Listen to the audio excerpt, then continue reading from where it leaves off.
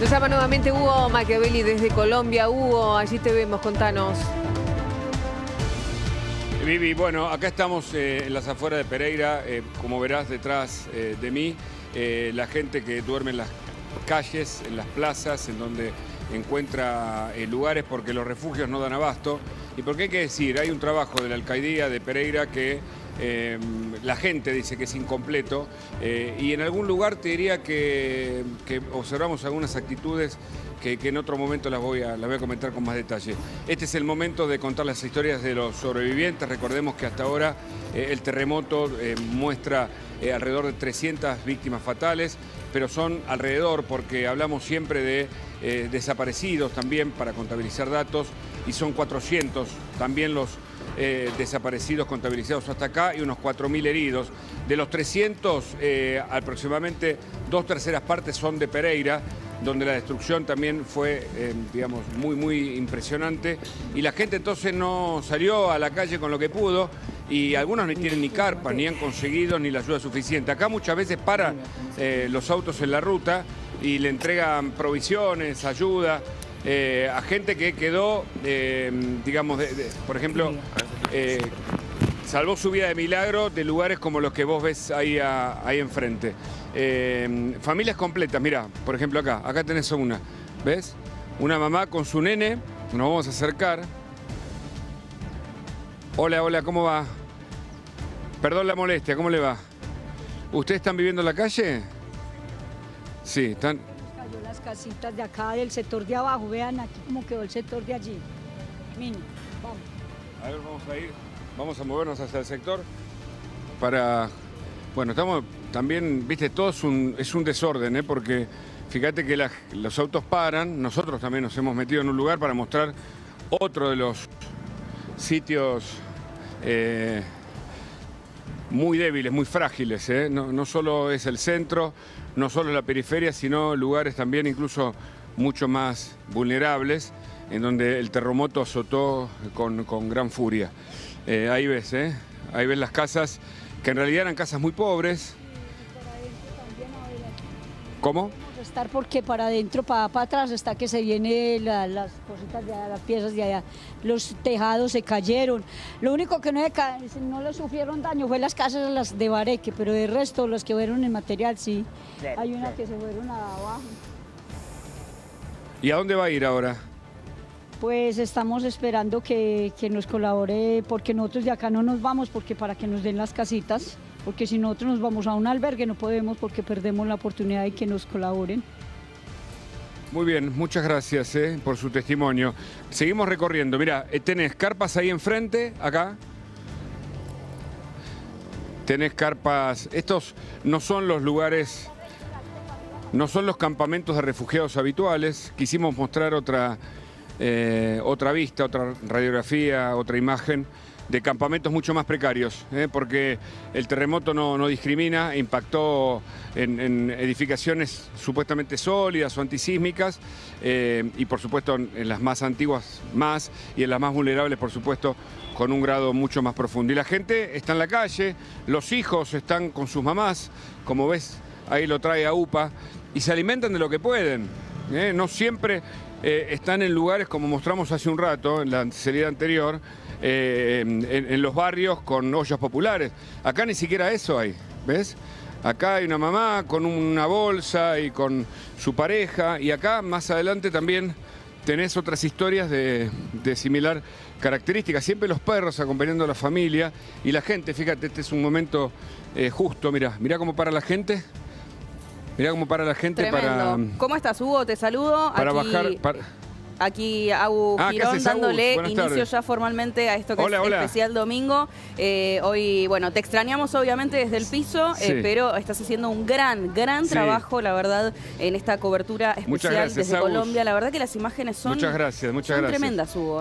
Te escuchamos y te seguimos con mucha atención porque lo que mostrás es tremendo. Dale. Muchas gracias, compañera, también, un cariño a todos ahí. Encontramos un momento muy particular que se repite todo el tiempo, que es la ayuda solidaria. Paran acá para la gente más frágil, la que menos tenía y ahora no tiene directamente nada. Y de repente, ¿de dónde vienen ustedes? Desde Medellín, Antioquia. ¿Hicieron un montón de kilómetros para traer qué, por ejemplo? Desde ayer, para traer insumos para adultos mayores, mercados, insumos para bebés, recién nacidos, y hemos estado recorriendo varios lugares similares a este para traer ayudas aquí.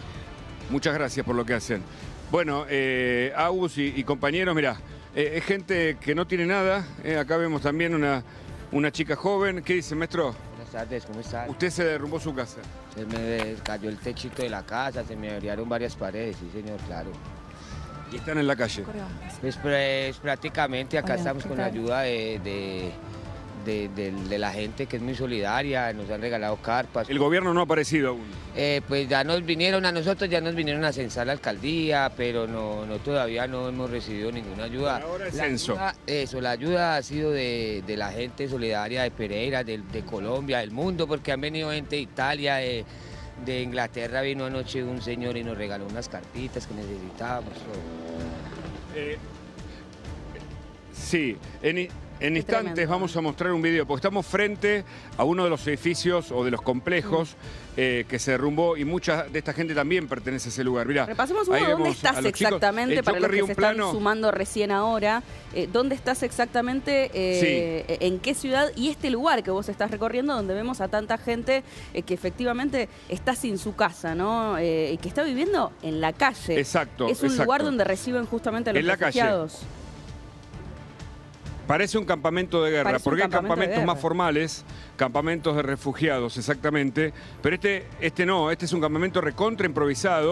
Con gente que, sí, fue censada por el gobierno, pero que en definitiva tiene la ayuda de la potencia, de la resiliencia y de la solidaridad del pueblo colombiano. Estamos en Pereira, a las afueras de Pereira, la capital del eje cafetero, que, digamos, comienza en Cali, que es uno de los lugares más afectados junto con Pereira por la cantidad de muertos, y que continúa luego hasta Manizales. Recorrimos cada una de las ciudades y aquí también mostrando el centro con las estructuras más tradicionales derrumbadas, pisos completos, historias de vida realmente muy, muy dolorosas. Recorrimos refugios más formales y ahora estamos en los informales, en los que está al margen de todo, con familias que reciben la ayuda de quienes se acercan a colaborar. Totalmente. Vos fíjate, acaban de bajar esta cantidad de agua. ¿Qué dice, señora? ¿Cómo anda? Muy bien, gracias a Dios. Bueno, ¿y usted perdió su casa? Sí, señor, y perdí mi puestico de tintos que tenían así Circunvalar, se me acabaron los termitos. Estamos a ver aquí que nos ayuden a todos. Es impresionante, Agus, porque la historia de esta señora se multiplica por muchísima gente que son sobrevivientes. Perdieron todo lo material, pero no sus vidas. Se aferran a eso y le meten para adelante, como dicen aquí.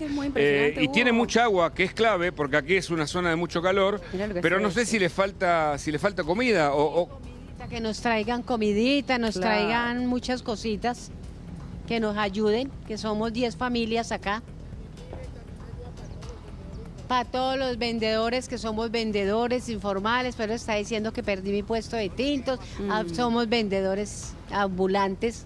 Bueno, se han agrupado por sector, acá como están los vendedores ambulantes, pero muchas carpas no son carpas, sino lonas, o en todo caso lo que nosotros decimos habitualmente que se usa para otro tipo, para la construcción y materiales grandes, digamos lonas, despliegues de lo que puedan usar para cubrirse, porque la noche siempre es peligroso.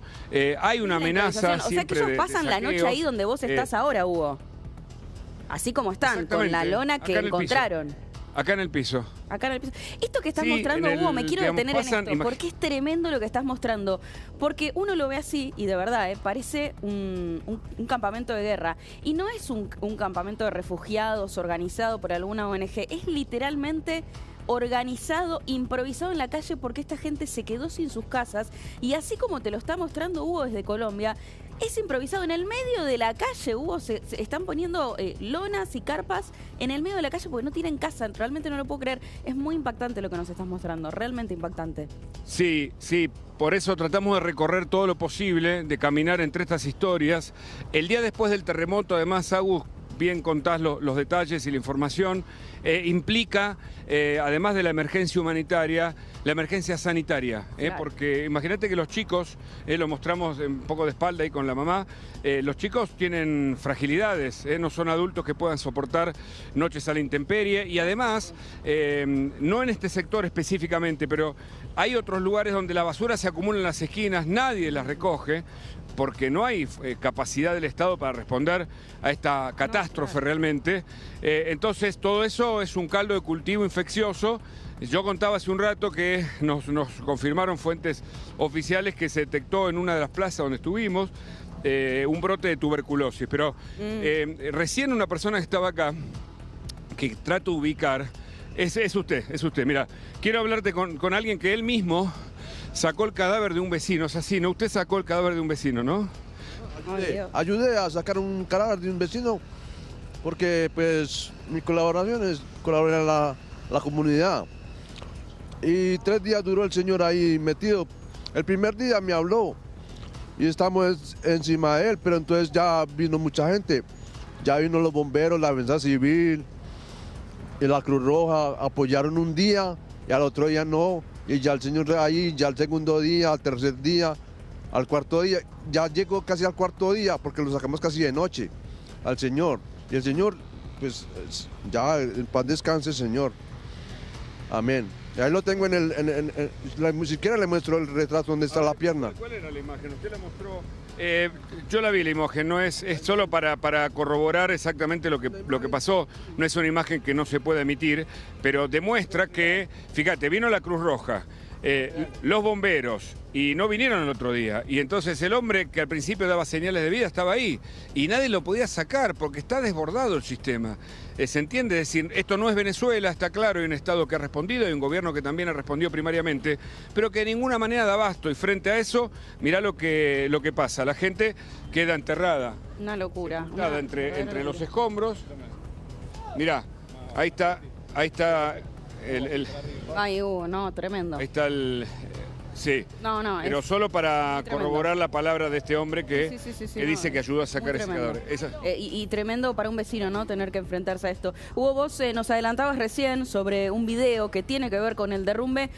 Lo tenemos, ese video. ¿Nos puedes explicar brevemente de qué se trata esto que estamos a punto de ver?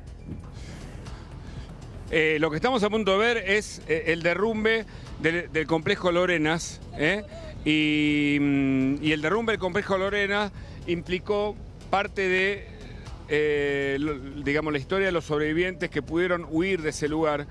Ponemos el video si querés, y yo en instantes voy a recorrer ese sitio para que ustedes vean cómo quedó. Mientras, por supuesto, las historias de la gente que sobrevive pelea justamente para reconstruir lo que fue una catástrofe de una magnitud histórica para Colombia. Ahora, urgente, el derrumbe del edificio Lorenas de esta manera se daba, mirá.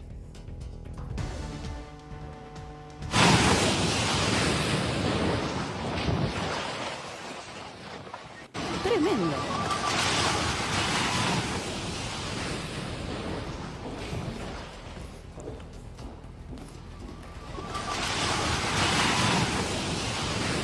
Es una absoluta locura, Hugo, lo vemos y la verdad es que parece...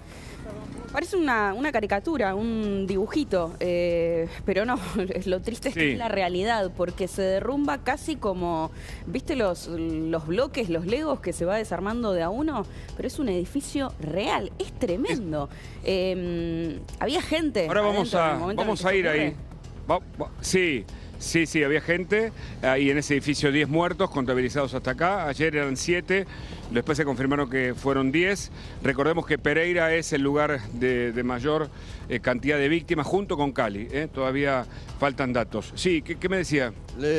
A mi casa pues no se ve mayor cosa, pero por dentro sí me averió el piso. Claro. El piso sí me lo levantó, gracias. No, al contrario. Bueno, la gente se acerca, pero se acerca sobre todo a la ayuda de las personas. Me voy a acercar al edificio para contarte alguna de estas historias. A lo que quedó de eso, ¿no? Escombros, me imagino ahora. Sí, muchos escombros, pero también, mira, la gente que se acerca y saluda y que viene con lo que puede. Acá trae pañales, ¿no usted?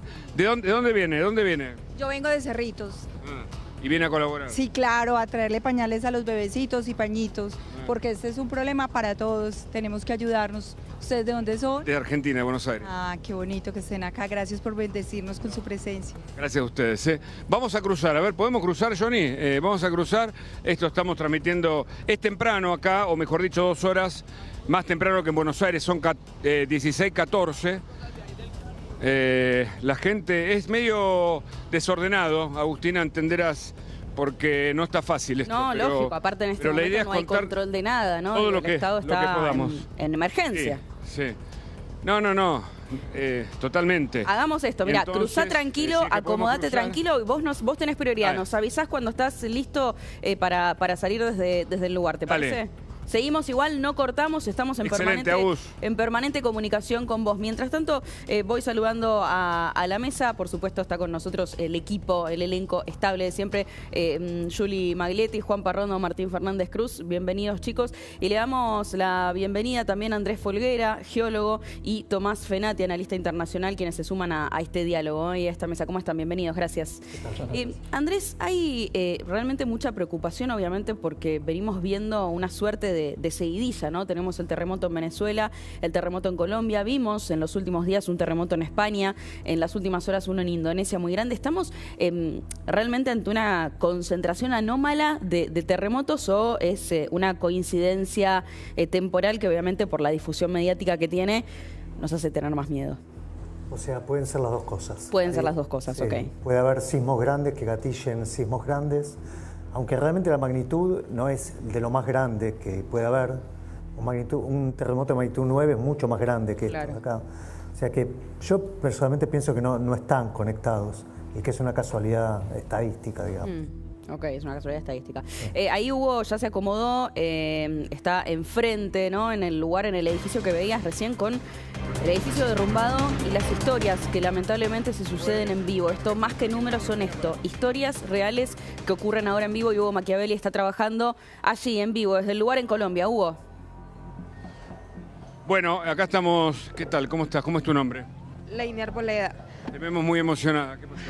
Es que, por ejemplo, a mi casa no le pasó nada, ¿cierto? Pero es un shock muy grande ver cómo nuestra ciudad, en la que hemos vivido siempre, está así, que todo el mundo necesita, que a todos nos pasó algo, no solo económicamente, sino también emocionalmente, porque esto fue una cosa que en mi vida yo quiero volver a experimentar, ni mis hijos, porque mi niña llegó a mi casa diciendo, mamá, yo creí que me iba a morir en el colegio, esto es algo que yo en mi vida quiero que ni mis hijos, ni yo, ni la ciudad, ni nadie vuelva a repetir, porque miren, la gente no tiene cómo comer, la gente se le cayó la casa, y los que no le cayó la casa perdieron el empleo. Esto es una cosa impresionante. Y ahí tu niña es emocionante escucharte, también está como vos, realmente, ¿no? Porque el dolor, o sea, el daño emocional, pero la resiliencia a su vez saca lo mejor del colombiano en este momento. Sí, gracias a Dios. Gracias a Dios, por ejemplo, mire mi familia, vinieron de Medellín, hicieron una colecta y estamos repartiendo a las personas que más lo necesitan, y todo el mundo, vea, gracias a Dios, yo estaba en el Coliseo Mayor y de muchas ayudas y se le dan a todas las personas. Muchas gracias a todo el mundo, ¿verdad?, por ayudarnos, porque en verdad hay mucha gente que lo necesita, y no solo los que perdieron la casa, no solo los que perdieron familiares, sino los que perdieron su empleo, también necesitan mucho. Gracias por tu testimonio. Bueno, mira, fuerte, Hugo, perdón, sí, fuerte. No, porque ese llanto, ¿no?, de esa mujer que dice, nuestra ciudad ya no es lo que era, ¿no? Hay tanta gente que perdió su trabajo. Mirá lo que es esa imagen, ¿no?, que ahí nos muestran, es tremendo. De Medellín, vinimos con la misión humanitaria para la gente de Pereira. Gente que viene de otros lugares, Agus, para ayudar y acompañar, ¿no? Traemos un camión, traemos 5 carros acompañantes para repartir. 5 carros, 5 autos de mercadería, ¿entendés? O sea, acá, fíjate, este auto, gracias señor, gracias. Es todos ayuda, el camión trae ayuda. Y entonces, viste, y la ambulancia, y bueno, son las dos caras de la moneda. Ahora, mirá esta construcción. Fíjate esto, ¿no? Observá el detalle de cómo quedó. Dios mío, mirá, o sea, no estamos hablando de una casa modesta. O sea, la estructura, uno de los techos es, digamos, tiene, ¿cómo decirte? Uy, algunos roedores caminan por abajo. Típico ya de esta altura, ¿no? Porque no hay por ahora una reconstrucción. Pero fíjate cómo quedó. Esto era un establecimiento grande con gruesas paredes. Y esto explica, Hugo, esta imagen que nos están dando ustedes es tremenda y explica el llanto, ¿no? De esa vecina con la que vos dialogabas recién. Porque es ver tu ciudad así, en ruinas, ¿no? Y digo, ahora vendrá otra etapa, ¿no? Después de buscar sobrevivientes, que es la etapa de la reconstrucción. Y pensar en eso, la verdad es que es tan, tan doloroso, porque es todo a largo plazo, ¿no? Es tremendo. Y fíjate, Agus, las viandas, ¿no? Los detalles de los planos tan buenos que en general nos describe la cámara de Jonathan Cott, muestran que ahí hay carpas, ahí van a pasar la noche varias familias, ¿entendés? Y acá hay una señora con bolsas de arroz, que también me parece que es una fotografía de, digamos, de la colaboración. Son dos caras de una moneda, la destrucción por un lado, la solidaridad y la resiliencia por otro. ¿Cómo le va? Totalmente. Muy bien, gracias. ¿Usted viene a traer el arroz o a usarlo para comer también? No, para comer, es una donación que nos dieron, somos de acá de esta carpa. Bueno, Estamos muy agradecidos, mucha solidaridad, la verdad, mucha solidaridad y estamos muy agradecidos. Te cuento otra historia breve, Agus. Fuerte que te dijo, somos los habitantes de esta carpa, no de esta casa, ¿no? O sea, ya no hay casa. ¿Cómo lo sabés? No, está bien, bien reparado en el detalle, que a mí se me pasó, Agus, perfecto. Exactamente, somos los habitantes de esta carpa. Tremendo, Hugo. Vos tenés los niños por un lado y las personas más grandes por el otro, ¿no? Me siento un minuto con usted, mi amigo, me siento con usted, vengo de Argentina, ¿cómo le va? ¿Qué dice? Muy bien. ¿Usted también perdió su casa? Sí, señor. ¿En dónde estaba? Véala de al frente, vea la ruina allá, véalas. ¿Y ahora dónde va a vivir? Pues estoy viviendo aquí en estas carpas. ¿Qué edad tiene, señor? 91. Ay, mi amor. Wow, se lo ve fuerte con 91 años. Y va a aguantar este momento, por supuesto, con fuerza. Esa es la esperanza. ¿Alguna vez en 91 años había vivido algo similar? Sí, varias veces. ¿Un terremoto así? De magnitud no. Más leve sí. ¿Cómo salvó su vida? Porque está en el lugar donde no tenía riesgos, no corría por riesgos. ¿Debajo de una puerta? ¿Cómo? Sí, cómo no. Claro. Sí. Gracias, señor. ¿Viste lo que uno aprende, no? Debajo de los marcos de las puertas es más fácil sobrevivir. Y después lo que ocurre, que es lo que nos explicaban los rescatistas, los topos aztecas que son expertos y y las otras personas que trabajan acá, los rescatistas se juegan la vida por rescatar a otros, es que muchas veces se habla de triángulos de vida, se arman triángulos donde pueden caber personas y salvar su vida sin ser dañadas del todo como para perecer allí, ¿no? Aunque la verdad es que a esta altura se sigue trabajando, buscando alguna sobrevida, pero es difícil. Fuerte, ¿eh? La verdad que impactante. En instantes voy a un campamento refugiado y al edificio que te mostramos recién cómo se derrumbó, que es un complejo que está aquí a metros nada más. Enseguida entonces volvemos con vos, Hugo. Gracias, gran trabajo el que estás haciendo allí desde Colombia. Ahora, la verdad que la imagen es muy impactante. Andrés, vos decías, ¿no? Este es un terremoto obviamente muy fuerte, pero no es el más fuerte. ¿Qué se está dando en el planeta? Vos decís, ¿puede haber efectivamente una relación o no, ¿no? Que es un poco lo que muchos hablan en estos días. ¿Cómo se explican estos fenómenos que estamos viendo en distintos puntos del planeta, ¿no? Que evidentemente entiendo que tienen que ver con cuestiones distintas, ¿o no? ¿Cómo lo podemos explicar? Mira, hay una respuesta que es académica, pero probablemente no tenga sentido. ¿Por qué? Porque en realidad los terremotos son fallas que están trabadas, que se liberan. Sí. Y hay algunos controles que son globales, que pueden hacer que muchas fallas al mismo tiempo funcionen, se liberen al mismo tiempo. Por ejemplo, las mareas lunares y terrestres, la velocidad de rotación de la Tierra. Todo eso incide. Todos esos parámetros pueden incidir en que de golpe haya una casualidad estadística. Mirá. En realidad es una cuestión académica y poco importa, porque lo que estamos viendo son sismos en lugares donde ocurren sismos. Claro. O sea, de golpe los ves en un tiempo de 40 días, desde el primero al último, pero en realidad es bastante normal. Claro, son zonas donde efectivamente hay terremotos de esa característica. En el medio hubo uno en Japón de la misma magnitud. Una semana antes había vivido uno en Filipinas, inclusive más grande. O sea que es algo normal. Lo que pasa Incluso es que estamos... lo de España, que a algunos les llamó la atención porque decían, pero en España terremotos, sí, también en esa zona. Indonesia también, ¿no? Sí, Indonesia estamos más acostumbrados. En España para el sur de España, un sismo de magnitud 5,2 es un sismo grande. Claro. O sea que, de nuevo, una casualidad. Y Andrés, en la Argentina, ¿qué pasa? ¿Cuántas chances hay? No es un país muy grande, ¿no? Hay diferentes lugares, me imagino, diferentes exposiciones de diferentes provincias a la posibilidad de que ocurra un terremoto. Nosotros vivimos en uno de los lugares más sísmicos de la Tierra. Sí. O sea, probablemente entre Argentina y Chile se libere la cuarta parte de la energía sísmica global. ¿La cuarta parte de la energía probablemente, sísmica global? porque en el perímetro pacífico se libera el 90%. Y en el sur de Chile se manifestaron los terremotos más grandes de la historia. ¿Y por qué toda esa energía sísmica no se terminó manifestando, gracias a Dios por ahora, en grandes terremotos en los últimos años? Sí hemos tenido grandes terremotos en la Argentina, por supuesto que los podemos repasar, pero es verdad que han sido, si queremos por establecer algún paralelismo con lo que ha ocurrido en Venezuela o en Colombia, tenemos que ir muchos años atrás, por lo menos en Argentina. No es así el caso de Chile, ¿no? No tanto, ¿no? A 1977, sí. A Caucete. Sí. 1944 fue el terremoto anterior en San Juan. Claro, es verdad, hace muchos años, por suerte, Argentina no sufre un terremoto en una ciudad andina, grande. ¿No? Hay uno en el 2012, 2008, sí, pero sin demasiados daños. Sí. Y por eso en la memoria colectiva uno piensa, no hay terremotos en Argentina, exacto, pero hay actividad sísmica. ¿Qué hace o qué define que esa actividad sísmica se termine traduciendo justamente en un terremoto como el que hemos vivido allá por los 70 o los 40 o no? Va a pasar. Va a pasar eventualmente. Es una cuestión de tiempo que se repita ese patrón. En Argentina tenemos terremotos destructivos.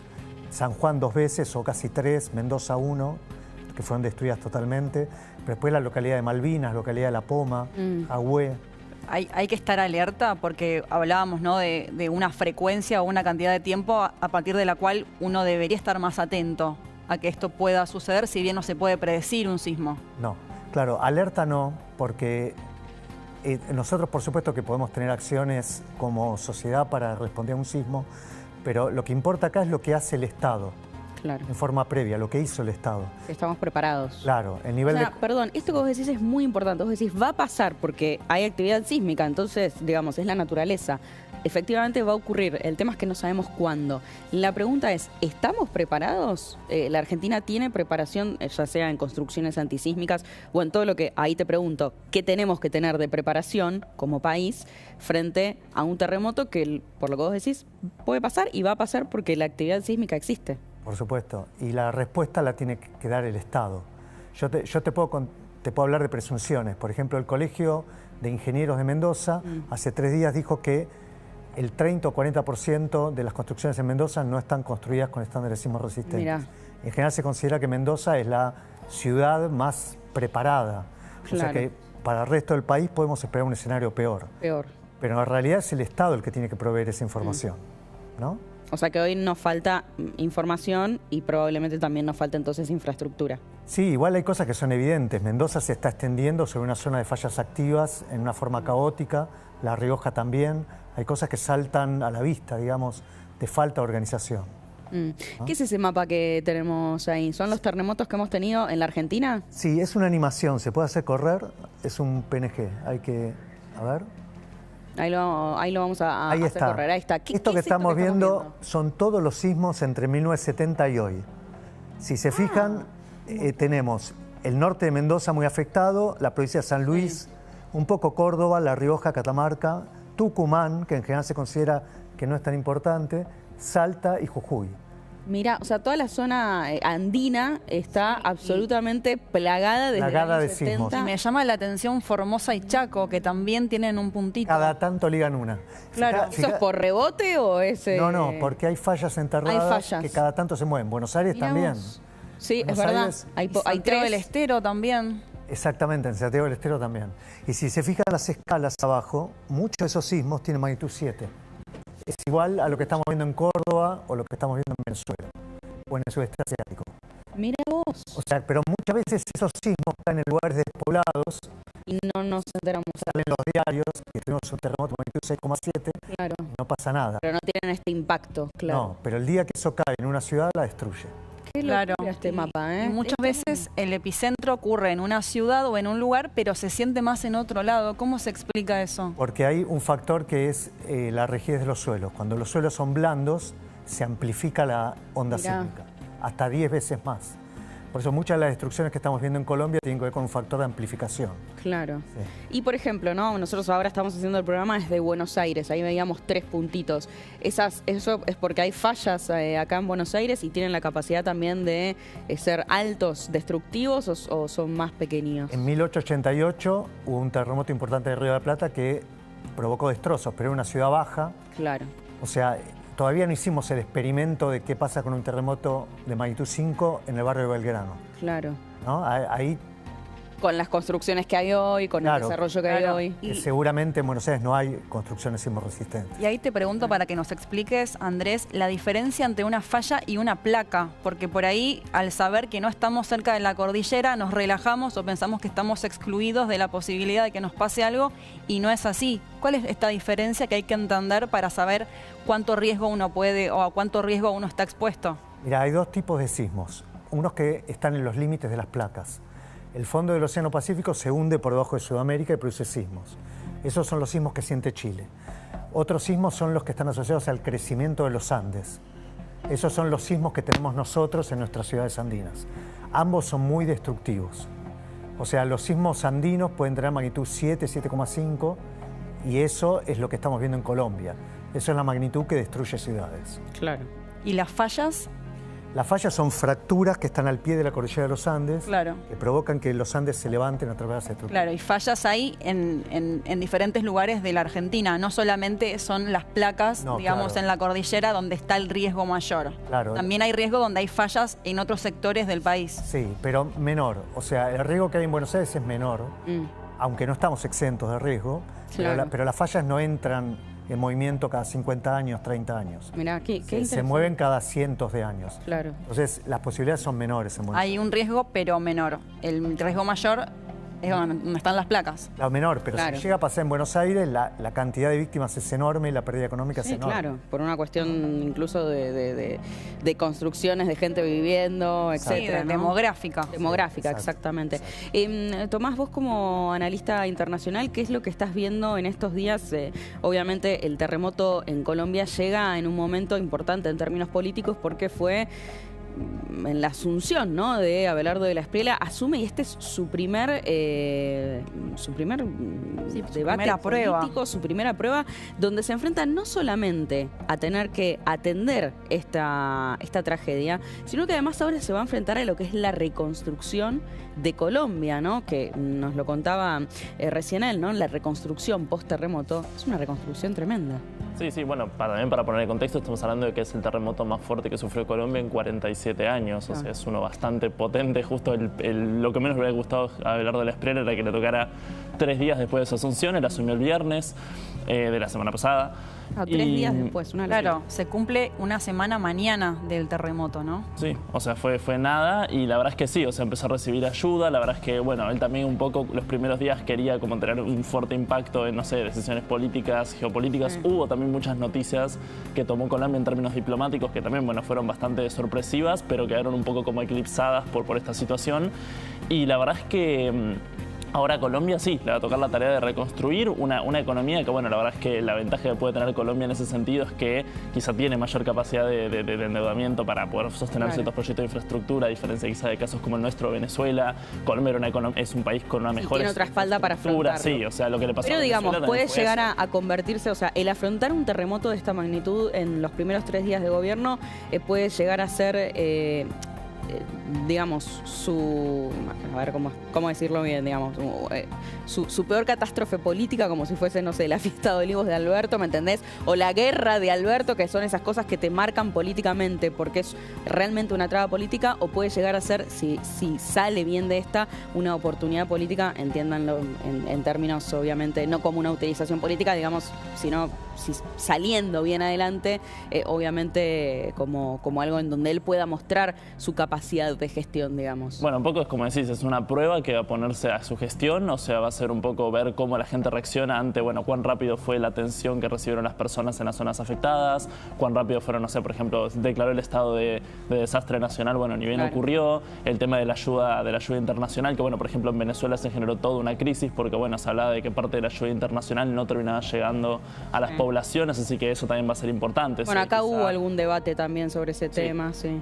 Por eso, o sea, un poco va a depender de cómo se gestione. Yo no creo que, bueno, que sobre todo la gente comprende que esto no es una responsabilidad de un gobierno ni de una persona. Pero no, por eso decía, tal vez es como la guerra, ¿viste? Que en algún momento Alberto Fernández decía, bueno, esto, no sé, es por la guerra de Ucrania que nos afecta, ¿no? Y en su momento muchos gobiernos lo utilizaron, ¿no? Y acá puede ser, bueno, la excusa para, la excusa para justificar cosas que no salgan, o por el contrario, una manera de mostrar su capacidad de gestión política, ¿no? Depende cómo... Sí, yo imagino más la segunda, o sea, por lo que digo, la verdad es que Abelardo Espriella va a tener un poco la tarea de, bueno, reconstruir esta situación, de también intentar ayudar a la población que está siendo afectada en estos momentos, y eso para mí es lo que realmente la gente va a evaluar, porque evaluar si el sismo mismo, las construcciones, la verdad es que la infraestructura, si se sostuvo o no, que también se hablaba recién esto, ¿no? De la responsabilidad de los gobiernos. Bueno, en resumen, hace 3 días claramente no se va a responsabilizar de la infraestructura, pero sí de cómo se gestiona esta catástrofe, de cómo se gestiona, como digo, el envío de ayuda humanitaria, si se hace después una inversión, o si se recibe incluso ayuda internacional. Ya algunos gobiernos han enviado rescatistas, algunos incluso dinero, presupuesto,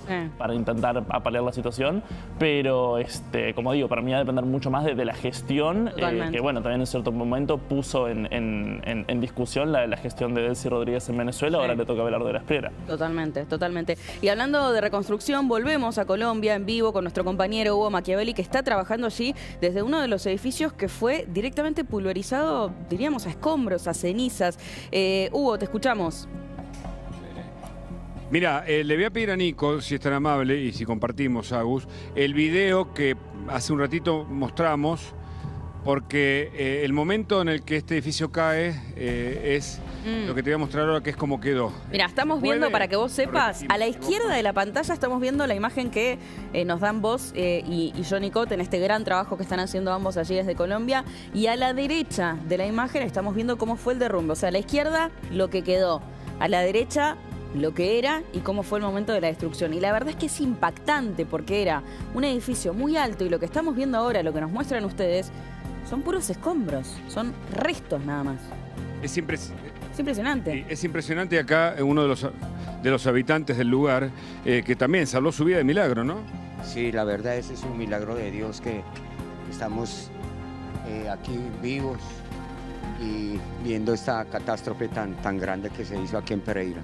Bueno, mirá cómo quedó el lugar, obviamente hay un aspecto que no puedo evitar contarte, que es que entraron ladrones, aunque te parezca mentira, no me digas. Y que es parte de la contracara de un lugar en donde los habitantes dejaron todo, salieron corriendo. Te mostramos parte de donde están acampando, ahora en un ratito te vuelvo a mostrar otro. Mira, allí hay un hombre, el de verde, Álvaro, es uno de los ingenieros que, además de perder todo, diseñó este lugar, este complejo, donde muchos habitantes hace poco invirtieron sus últimos pesos para tratar de vivir en un lugar moderno, digamos, con los servicios fundamentales, pero que cayó como una, realmente, como una, ¿no? Como si fuera de cartón, una maqueta, ¿no? Como un castillo de naipes, y así quedó. La imagen es muy elocuente y nos demuestra el milagro. Sí, el milagro de la sobrevida, porque todos los edificios, los que no cayeron, quedaron por supuesto inhabilitados. Claro, porque hay varios que son idénticos, ¿no, Hugo?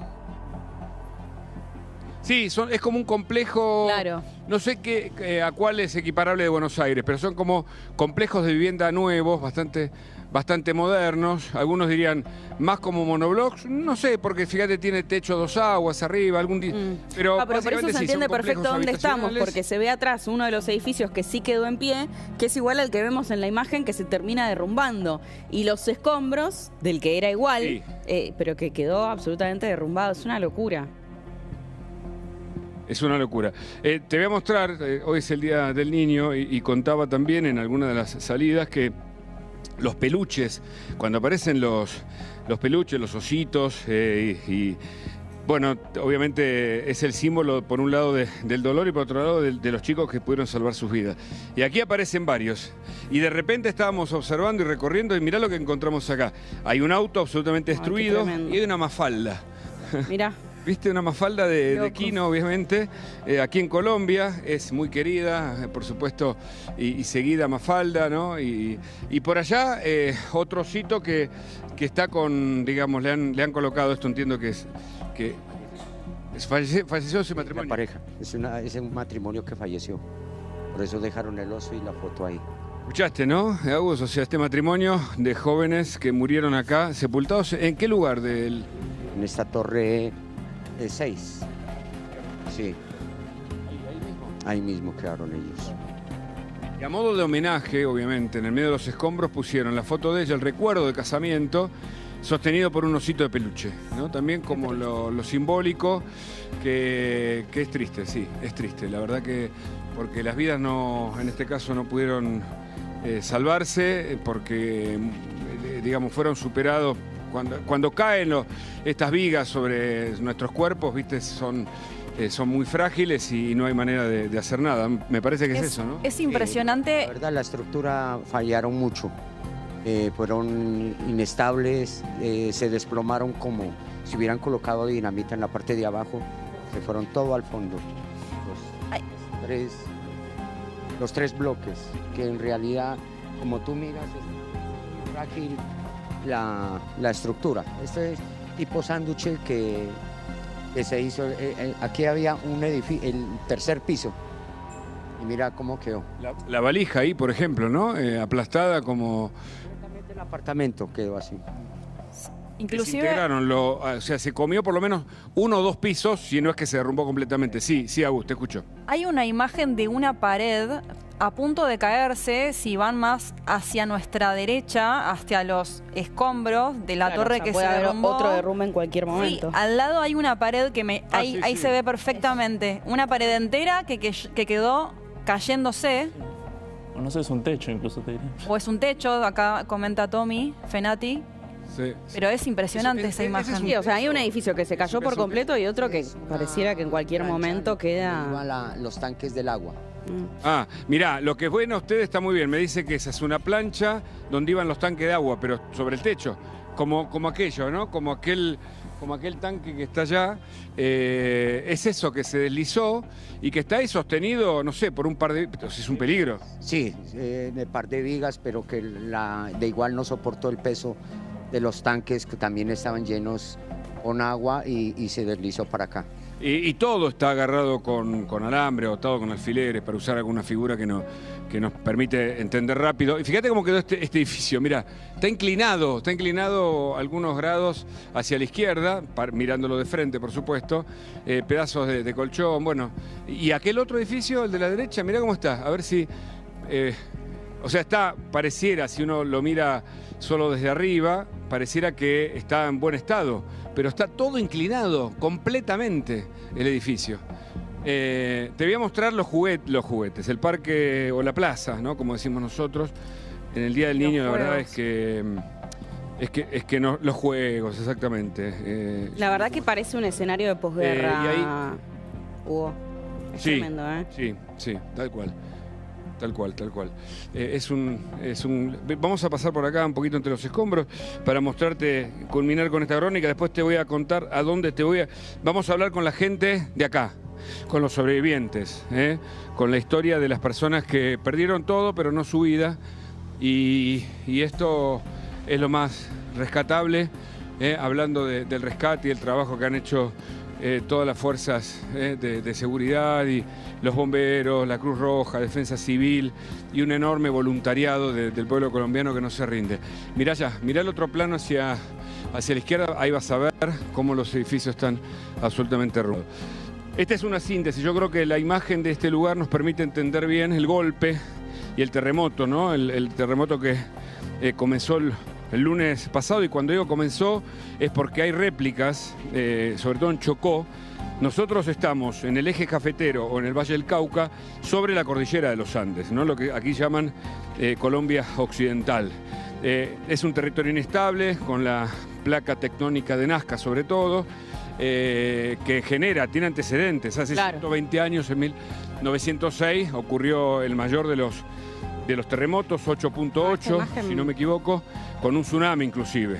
Esta imagen tremenda, la verdad es que es tremenda. Enseguida queremos escuchar, por supuesto, los testimonios, los que le dan nombres propios a estos números y estas imágenes que estamos viendo. Hugo, acomódate tranquilo y enseguida volvemos con vos. Estas imágenes, Andrés, por supuesto, ustedes estudian lo que pasa debajo de la tierra, ¿no? Pero por encima, cuando vemos las réplicas, ¿cuántas réplicas puede haber después de un terremoto de la magnitud que hubo? Porque estuvimos viendo a lo largo de estos días que hubo varias réplicas. ¿Esto puede continuar a lo largo de cuántos días? Porque en un escenario así, una réplica la verdad es que es letal. O sea, puede haber semanas y meses de réplicas. ¿Meses? Meses. Mirá. Van a ser cada vez más espaciadas, cada vez de menos intensidad. Pero de todas maneras, el daño está hecho. El daño está hecho, sí. O sea, se va a caer alguna estructura que ya es inutilizable. Y el problema no son las réplicas ahora. Son las enfermedades infecciosas, la falta de agua. Ahora viene esa etapa. Eso está bueno que lo expliques, ¿no? ¿Qué pasa en una ciudad en una ciudad que demográficamente es importante, porque eso vos lo marcabas recién y es importante, cuando todo esto se viene abajo, ¿no? Hay una primera etapa que son las primeras 72 horas, tal vez, donde justamente se buscan los sobrevivientes. Hoy ya estamos casi a una semana del terremoto. ¿Cómo podríamos comentar, digamos, las etapas, ¿no?, que se vienen de ahora en más para... Mira, un ejemplo es Haití, en el año 2010 creo que fue. Sí. En Haití murieron, no se sabe, nunca se va a saber, cerca de 250.000 personas. Dios mío. Por lo menos la mitad tuvo que ver con la etapa de las enfermedades infecciosas. Mirá, o sea, en el post-terremoto. Sí. En Venezuela, por supuesto que no hay datos, pero probablemente en este momento estemos viviendo esa fase, de forma muy grave. Porque estaban los centros de salud desbordados, destruidos, y hay que ver qué va a pasar en Colombia ahora. Claro, porque para que la gente sepa, obviamente los centros de salud están colapsados y además muchos también afectados, obviamente, por lo que es el terremoto, ¿no? Lamentablemente muchos han sido afectados por esos movimientos. Sí, bueno, se habla poco del daño en la infraestructura en Colombia. En el caso de Venezuela fueron como 800 edificios que colapsaron. En Colombia no hay datos sobre eso, pero los daños parecen más grandes que lo que se esperaba. Porque se lo compara con Venezuela y al lado de Venezuela cualquier país parece preparado, pero no está tan bien Colombia. Hubo muchísimos colapsos. Si bien es una zona sísmica, ¿crees que no estaba tan bien preparada? Y es evidente, o sea, el barrio este hay un montón de edificios colapsados, el ingeniero está paseando por ahí. Para mí la pregunta es preguntarle al ingeniero con qué tipo de estándares se construyeron esos departamentos que están ahí. Un edificio que está bien construido, antisísmico, ¿puede resistir un terremoto de hasta qué magnitud? Magnitud 9. Ah, sí. Hay ejemplos en Japón y en Chile de edificios que oscilan y que las piletas tiran el agua. Edificios de hecho, el terremoto que hubo en Japón, muy cercano al de Venezuela, no presentó muertos y fue muy potente, muy fuerte. No sé a cuánta profundidad estuvo. No sé si recordás vos, Andrés. Parecido. Los parámetros son muy parecidos. Hubo muertos, pero muy poquitos. Claro. No hubo colapsos de edificios. Claro. Y acá, esto que vos mencionás sobre los hospitales es muy importante y bien interesante, ¿no? ¿Cuántos muertos hubo, lamentablemente, post-terremoto? Porque uno piensa, bueno... pasa el terremoto y uno se tranquiliza, pero no, hay que prestar atención ahí. Y recién hablábamos de lo que podría llegar a ocurrir en la Argentina, ¿no? Ahí veíamos este mapa tan interesante que nos traes, ¿no? Sobre todo los sismos que ha habido desde los 70 hasta hoy en la Argentina. Y vos decís, va a pasar efectivamente en algún momento porque es así la naturaleza, la tierra, los movimientos de la tierra.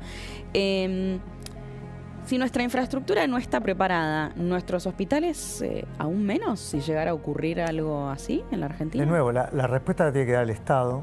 Pero te doy un ejemplo puntual. Cuando uno llega a San Luis, el principal hospital de la ciudad de San Luis está construido sobre la falla activa de San Luis. Sobre la falla activa. O sea, ya no importa si está construido o no con estándares sismos resistentes. Está en el peor lugar que podría estar ubicado. Hay un problema de planificación, no solamente de edificación. Eso exactamente, es lo que hay un problema de planificación territorial. O sea, toda la ciudad de Mendoza se está expandiendo hacia el sur sobre zonas de fallas activas. Lo mismo La Rioja. Y esas cosas no cuestan plata, eso es una decisión política.